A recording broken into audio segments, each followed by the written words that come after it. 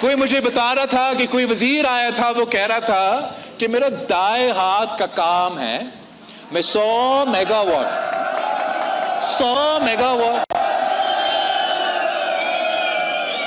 इन professor साहिबान को कौन समझाएंगे कि यार 1970s में डॉक्टर मुबश्शिर हसन ने कायदे अवाम शहीद जुल्फिकार अली भुट्टो के कहने पे एक स्टडी किया था कि गिलगित बल्तिस्तान से बिजली कितना पैदा किया जा सकता है, और उनका 1970s का स्टडी के मुताबिक आप 50,000 मेगावाट पैदा कर सकते थे। 1970s में 50,000 मेगावाट, और कोई प्रोफेसर साहब खुश हो रहा है ये कह के कि मेरा दाएं हाथ की काम, तेरा दाएं हाथ का काम था, तूने किया क्यों नहीं अभी तक? मेरा बाएं हाथ की काम है। इंशाअल्लाह ताला हम आपका ना सिर्फ गिलगित बल्तिस्तान में ये 50,000 का, एक 1970s का स्टडी के मुताबिक ये 50,000 मेगावाट का अगर हमने पोटेंशियल अनलॉक करना है तो कोई इस्लामाबाद में बैठा हुआ बाबू नहीं कर सकेगा।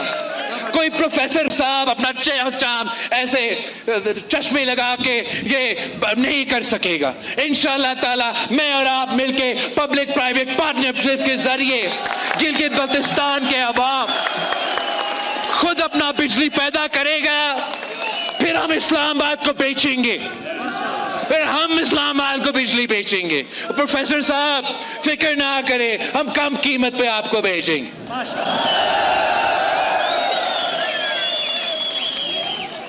ये आप गिलगित बल्तिस्तान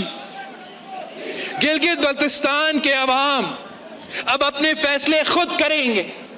गिलगित बल्तिस्तान के अवाम अपनी किस्मत खुद तय करेंगे, और ये इस मकसद के लिए 7 जून को अब तीर पे थप्पा लगा के पाकिस्तान पीपल्स पार्टी का हुकूमत बनाएंगे, और हम गिलगित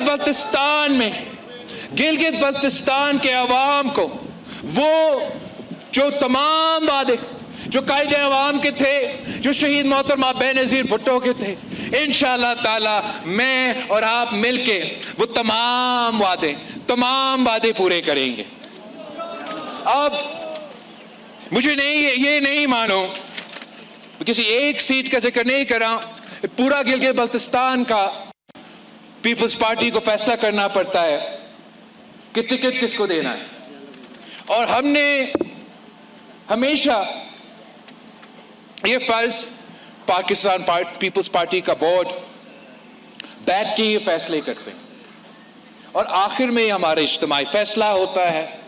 जो नहीं पता कि किसी एक इलाका में कि मैंने सही फैसला किया, गलत फैसला किया, लेकिन फैसला अब हो चुका है। माशाल्लाह फैसला हो चुका है। 7 तारीख को इम्तिहान है, और 7 तारीख को इस सूबे के अवाम ने ये सोचना है,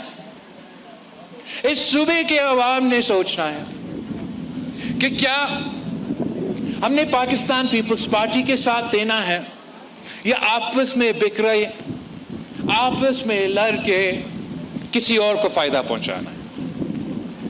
अगर आप पाकिस्तान पीपल्स पार्टी के तीर के उम्मीदवारों को पूरा बल्तिस्तान डिवीजन, पूरा गिलगित डिवीजन से, अगर आप पाकिस्तान पीपल्स पार्टी के तीर के उम्मीदवारों को जितवाएंगे, मुझे गिलगित की असेंबली में वो भारी अक्सरियत दिलवाएंगे, तो फिर मैं सही मानों में आपके लिए काम कर सकूंगा, आपके लिए आपके मसाइल का हल निकाल सकूंगा। हम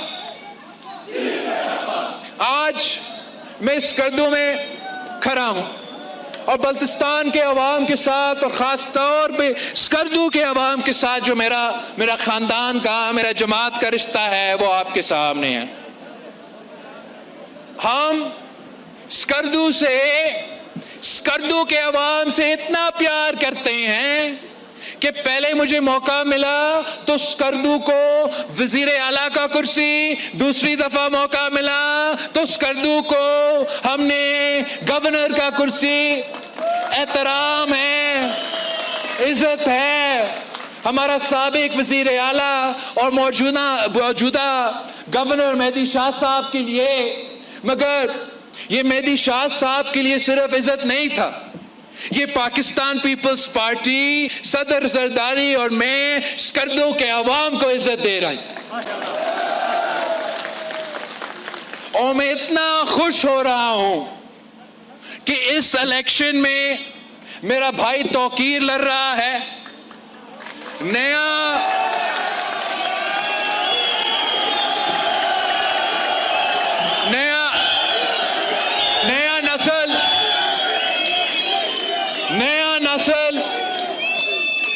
नस्ल मौजूद मैदान में आ गया है और उम्मीद है कि उसी अंदाज में, जिस अंदाज में मेहदी शाह साहब ने पहले कायदे अवाम के साथ मिलकर काम किया, शहीद मोहतरमा बेनज़ीर भुट्टो के साथ मिलकर काम किया, सदर जरदारी के साथ मिलकर काम किया, मेरे साथ मिलकर काम किया, वैसे ही आपकी वोट की वजह से, आपकी साथ की वजह से, जब आप मेरा तौकीर भाई को 7 जून को जितवाएंगे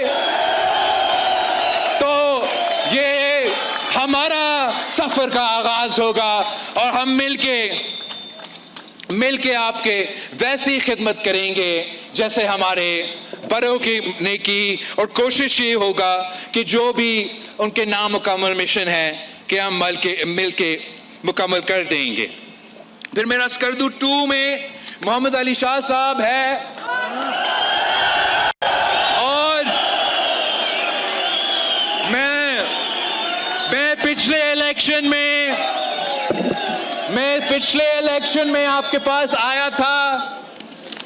इस इलेक्शन में मैं वापस आया हूं और स्कर्दू 2 के अवाम से अब ये दरख्वास्त है कि इस दफा मेरा स्कर्दू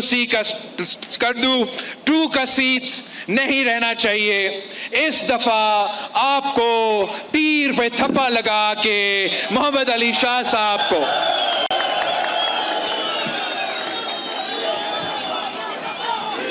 मेंबर बनाना। स्कर्दू 3 का फिदा मोहम्मद साहब,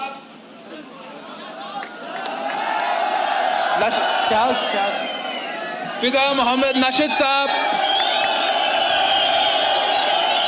स्कर्दू 3 वालों, मुझे आपने इन तीनों को जितवाना है। क्या ये मुमकिन है?